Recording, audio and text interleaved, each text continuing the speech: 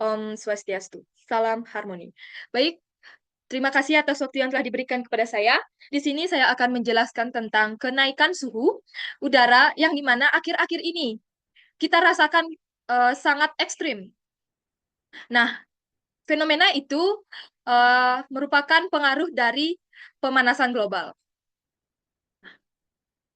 Pertama-tama, seperti kata pepatah, tak kenal maka tak sayang. Maka, perkenalkan nama saya Nilo Putu Anggiatnyani dengan NIM 2215091043 dari Prodi Sistem Informasi Fakultas Teknik dan Kejuruan. Nah, seperti yang sudah saya katakan di awal, bahwa kenaikan suhu udara yang sangat ekstrim yang merupakan pengaruh dari adanya pemanasan global. Nah, di sini saya membawakan tiga submateri. Yang pertama yaitu penyebab dari terjadinya fenomena tersebut. Kemudian yang kedua, dampak yang akan dirasakan ekosistem lingkungan beserta makhluk hidup di dalamnya bila fenomena ini terus terjadi. Kemudian yang ketiga itu merupakan alternatif solusi bagaimana menyelesaikan permasalahan. Baik, langsung saja kita ke topik yang pertama. Nah, penyebab terjadinya fenomena dari kenaikan suhu udara yang sangat ekstrim yang belakangan ini kita rasakan di bumi. Nah, fenomena kenaikan suhu udara yang semakin ekstrim ini merupakan dampak langsung dari pemanasan global yang disebabkan oleh peningkatan gas rumah kaca atau GRK di atmosfer, terutama karbon dioksida atau CO2, metana CH4, dan dinitrogen dioksida atau N2O. Aktivitas manusia seperti pembakaran bahan bakar fosil, yaitu pada kendaraan bermotor, industri, dan juga pembangkit listrik. Nah, deforestasi yang masif dan emisi dari sektor pertanian juga turut mempengaruhi akumulasi GRK di atmosfer. Akibatnya, panas matahari yang semakin dipantulkan kembali keluar angkasa, terjebak di atmosfer bumi, sehingga meningkatkan suhu rata-rata global. Perubahan ini diperburuk dengan semakin berkurangnya area hutan yang berfungsi sebagai penyerap karbon, serta albedo permukiman bumi yang berubah akibat urbanisasi yang meningkat. Nah, selanjutnya, ini merupakan dampak pada ekosistem lingkungan dan makhluk hidup apabila fenomena dari pemanasan global itu terus terjadi. Nah, pada gambar telah ditunjukkan merupakan dampak-dampak yang dapat ditimbulkan. Yang pertama itu ditimbul telah digambarkan yaitu perubahan habitat dan kehidupan satwa. Nah, banyak spesies akan kehilangan habitat asli atau mengalami perubahan habitat yang drastis, memaksa mereka untuk bermigrasi atau beradaptasi dengan suhu yang lebih tinggi. Spesies yang tidak dapat beradaptasi dengan cepat berisiko punah, yang akan mengancam keanekaragaman hayati. Nah, di dalam ilustrasi, ini diwakili oleh satwa yang tampak mengalami kesulitan di lahan kering yang pecah-pecah, menggambarkan kesulitan mereka dalam beradaptasi dengan perubahan suhu yang cepat. Ini telah ditunjukkan pada gambar yang dimana satwa sulit untuk beradaptasi. Nah, kemudian yang kedua, kekurangan air dan menurunnya kualitas air. Nah, kenaikan suhu mengakibatkan penguapan air yang lebih cepat dan mengganggu pola hujan, yang pada akhirnya mengurangi ketersediaan air bersih, terutama di wilayah yang sudah kering. Perubahan ini juga memengaruhi kualitas air, memperburuk keadaan kesehatan ekosistem dan sumber air manusia.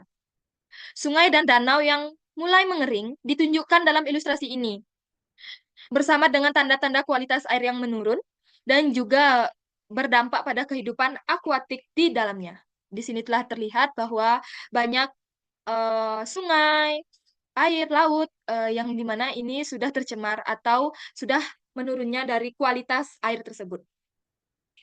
Selanjutnya, yang ketiga itu ada gangguan pada ekosistem laut. Sini telah terlihat. Nah, pemanasan laut mengakibatkan pemutihan terumbu karang yang memengaruhi rantai makanan di ekosistem laut.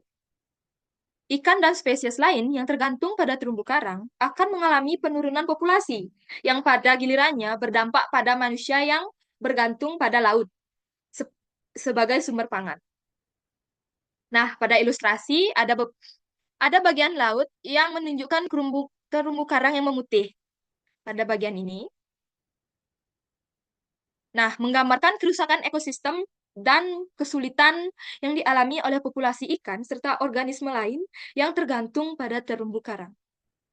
Nah, selanjutnya yaitu peningkatan bencana alam. Nah, kenaikan suhu yang ekstrim berpengaruh pada cuaca yang ekstrim juga. Nah, seperti badai, banjir, dan juga kekeringan. Bencana alam ini menyebabkan kerusakan fisik, mengancam kehidupan, dan menghancurkan lahan pertanian yang penting bagi ketahanan pangan. Bagian ilustrasi pada gambar ini ditunjukkan dengan awan badai dan banjir, menggambarkan bagaimana pola cuaca yang lebih ekstrim dapat mengakibatkan kerusakan fisik, mengancam kehidupan, dan mengganggu produksi pangan. Nah, selanjutnya yaitu ancaman kesehatan bagi manusia. Baik, yang terakhir itu suhu yang tinggi meningkatkan risiko penyakit pernapasan, stroke panas, serta memperburuk kondisi penyakit jantung. Selain itu, dengan kualitas udara yang menurun akibat suhu tinggi, populasi, dan kebakaran hutan, kesehatan masyarakat akan semakin terancam.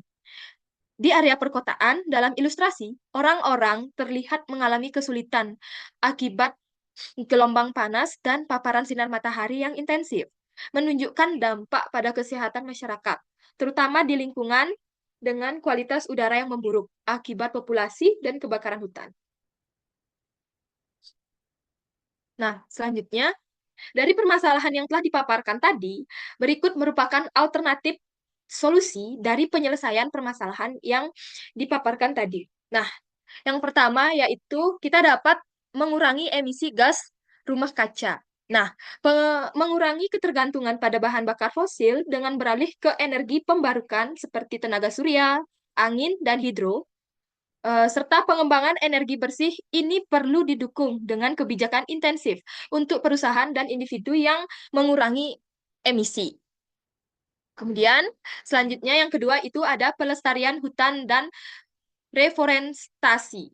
Nah, dengan mencegah deforestasi dan menggalakkan reforestasi, penting untuk mempertahankan fungsi hutan sebagai penyerap karbon.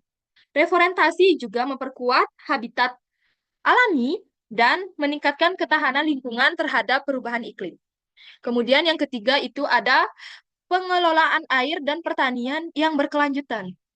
Nah, sistem pengelolaan air yang efektif dan teknik pertanian berkelanjutan seperti menggunakan sistem irigasi hemat air dan rotasi tanaman dapat menjaga sumber air dan meningkatkan ketahanan pangan, terutama di daerah yang rentan terhadap kekeringan. Kemudian, yang keempat itu mendorong urbanisasi ramah lingkungan. Nah, kota-kota perlu dirancang dengan lebih banyak ruang hijau, pengelolaan lingkungan yang lebih baik, dan sistem transportasi yang berkelanjutan untuk mengurangi emisi dan menyediakan ruang alami yang membantu menstabilkan suhu.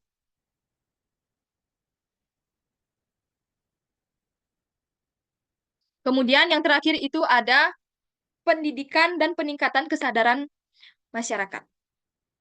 Nah, meningkatkan kesadaran masyarakat tentang perubahan iklim dan dampaknya sangat penting. Kampanye lingkungan untuk mengurangi jejak karbon pribadi, daur ulang, dan peralihan ke gaya hidup ramah lingkungan dapat memperkuat upaya bersama dalam menjaga lingkungan.